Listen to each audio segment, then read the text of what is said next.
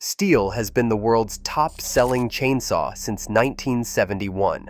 Husqvarna outperforms it on several objective metrics in most side-by-side tests. Echo built its engine technology spraying rice paddies before it ever cut a tree.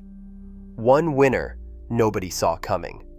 Andreas Stihl opened his engineering workshop in Stuttgart, Germany, in 1926 with one idea he could not let go. The saw must go to the tree, not the tree to the saw. He built his first electric chainsaw that year. 64 kilograms. Two men struggled to carry it. He spent the next 33 years solving the same problem. One engineer, one company, one product. Every resource, every hire, every patent filing pointed at the same target. A chainsaw light enough for one man to carry into a forest alone and use all day without destroying his body. In 1959, that work produced the Contra, 12 kilograms, 6 horsepower, no gearbox, direct drive, diaphragm carburetor that ran at any angle.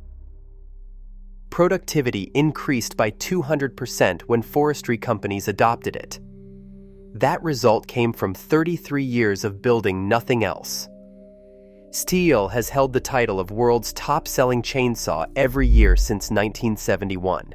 No advertising campaign, no big box retail, 55,000 specialist dealers, and a reputation that travels faster than any marketing budget. When someone says chainsaw, they usually mean Stihl. That is 50 years of earned authority, and it is real. In November 1959, Husqvarna presented its first chainsaw. Stihl had been making chainsaws for 33 years. Husqvarna had been making them for 0. And yet the Husqvarna 90 immediately solved a problem Stihl had not solved: noise.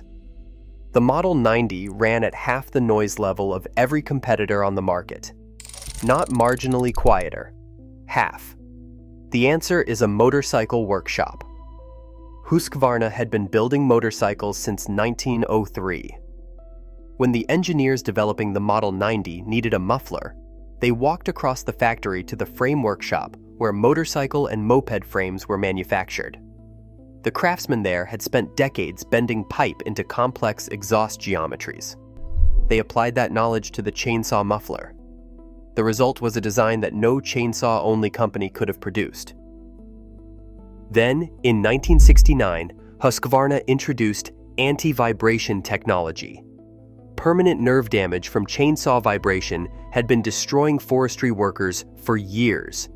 Husqvarna fixed it 10 years after entering the industry.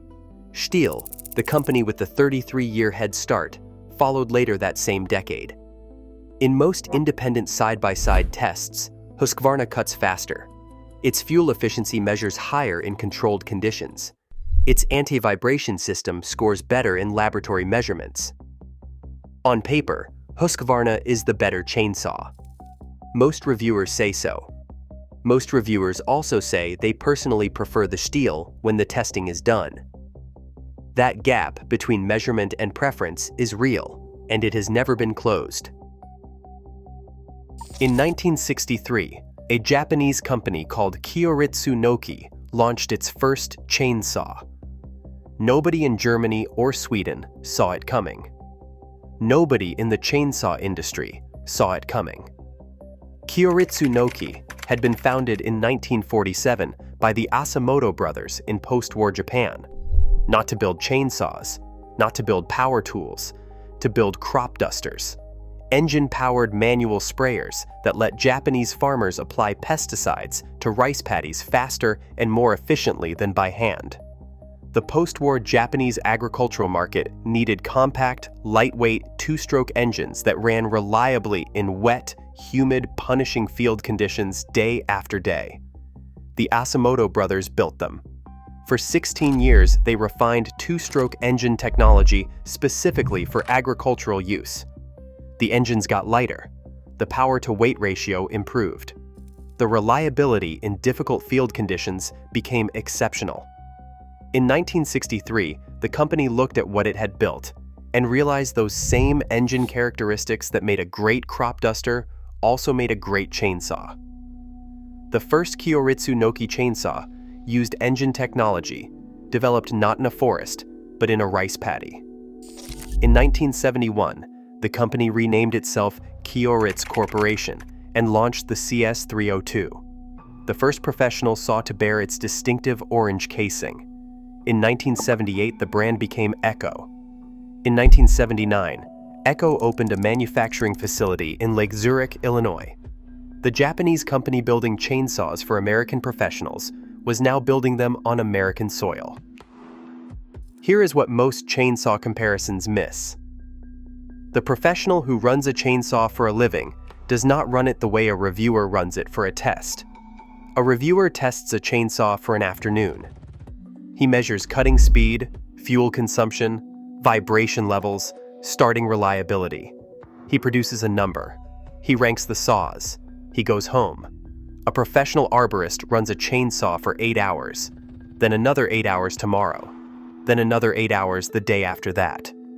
5 days a week in every weather condition the job produces. Rain, cold, mud, sawdust coating every surface. Fuel that has been sitting in a can in the back of a truck since Tuesday. The chainsaw that wins a controlled afternoon test and the chainsaw that survives 6 months of that kind of use are not always the same saw. Echo's engine philosophy traces directly back to the rice paddies. The priority has never been maximum power. The priority has never been the fastest cut in a side-by-side test. The priority has always been one thing: reliability under sustained stress in conditions that cannot be controlled. An Echo engine is built to start in cold weather when the other saws on the crew are being pulled for the 3rd time. It is built to keep running when the air filter is half clogged with sawdust and the fuel is 2 weeks old. It is built to survive the kind of daily punishment that a professional inflicts on equipment without thinking about it. The agricultural discipline transferred directly. A crop duster that fails on the day the pesticide needs to go down is not a tool. It is a liability. Echo built its engines so they would never be a liability. That discipline produced a chainsaw that professional arborists, utility crews, municipal parks departments, and commercial landscape contractors have trusted for decades without the brand recognition that Stihl commands or the test scores that Husqvarna produces. The engines confirm the difference. Stihl runs the 2 mix, strong low-end torque. The saw keeps pulling when the work is hardest.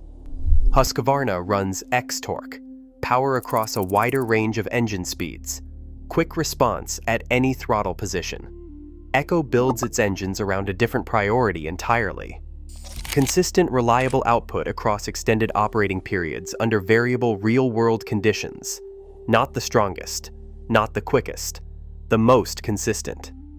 In 1984, Echo introduced computer-controlled ignition when Stihl and Husqvarna were still using mechanical systems.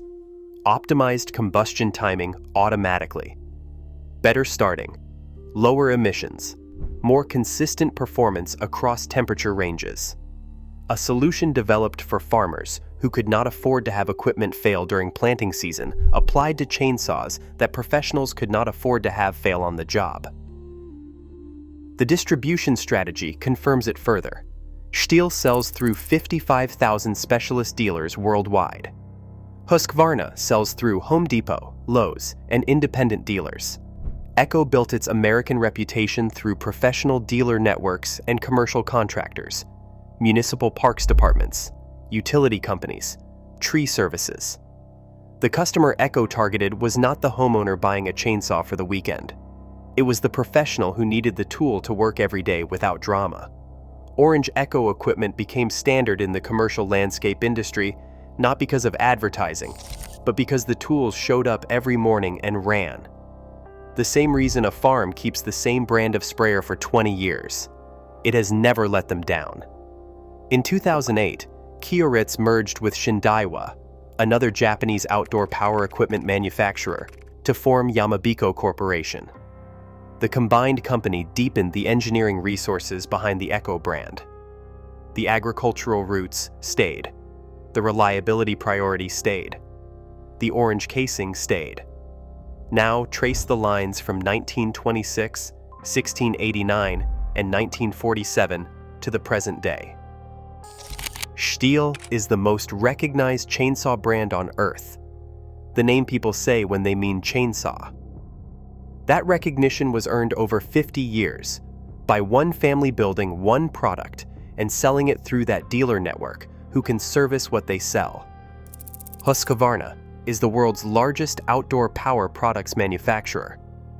The test scores are real. The engineering that borrowed from motorcycles and solved problems the specialist missed is real. The publicly listed company answering to shareholders every quarter is also real. Echo is the brand that municipal utility crews run because it starts on Monday morning after sitting in a truck all weekend. The brand that commercial arborists trust because it does not require attention between jobs. The brand that nobody puts on a poster or argues about on the internet. The brand that just runs. Stihl wins the recognition. Husqvarna wins the tests. Echo wins the working day. That is the chainsaw nobody expected to win. Not the one with the famous name. Not the one with the best laboratory scores. The one built by two brothers who spent 16 years making sure a farmer's engine never failed in a rice paddy and then applied that discipline to every chainsaw that followed. The winner is the one you never see coming. It always is.